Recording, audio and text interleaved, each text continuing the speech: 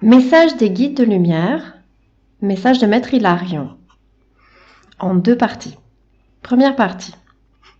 Qu'est-ce que je peux faire est une question qui vous hante. Comment changer ce qui ne me convient pas? La question n'est pas là. Il y a 2 questions fondamentales. Qu'est-ce que je suis aujourd'hui et qu'est-ce que j'ai été par le passé qui a produit ces résultats, ces circonstances? Qu'est-ce que je peux être pour produire un résultat différent? À partir de là, on part du principe que tout émane de soi et de rien d'autre. En prenant conscience que je suis celui qui produit toute manifestation, alors je reprends mon pouvoir créateur et je cesse de m'en sentir la victime. Je pose à nouveau mon regard à l'intérieur, comme un scientifique fait ses expériences et voit si le résultat correspond à ce qu'il attendait. Si ce n'est pas le cas, il recommence, il cherche jusqu'à trouver l'ingrédient manquant, l'inconnu dans l'équation, qui va l'amener au résultat qu'il recherche vraiment. Alors soyez des chercheurs et choisissez les pensées et les états d'être qui génèrent les résultats que vous souhaitez recevoir. Peut-être vous vous égarerez et choisirez mal, mais tôt ou tard, vous finirez par choisir tous la même chose, c'est-à-dire ce qu'il y a de plus élevé, de plus proche des valeurs de l'être fondamental.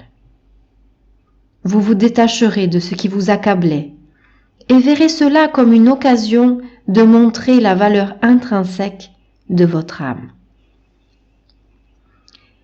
Deuxième partie.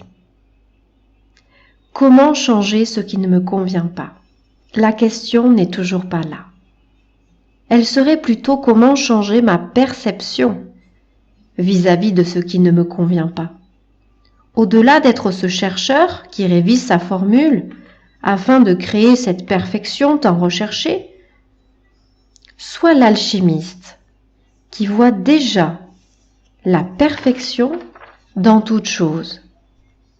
Choisis sa vision qui transcende ce que les sens perçoivent et deviens capable de trouver du sens dans chaque circonstance de vie.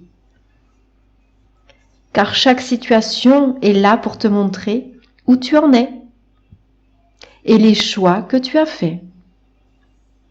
Mais c'est aussi le lieu où voir que tout est déjà parfait en réalité, qu'il n'y a rien à changer, si ce n'est accepter ce qui est, comme la création qui, de toi, a émané.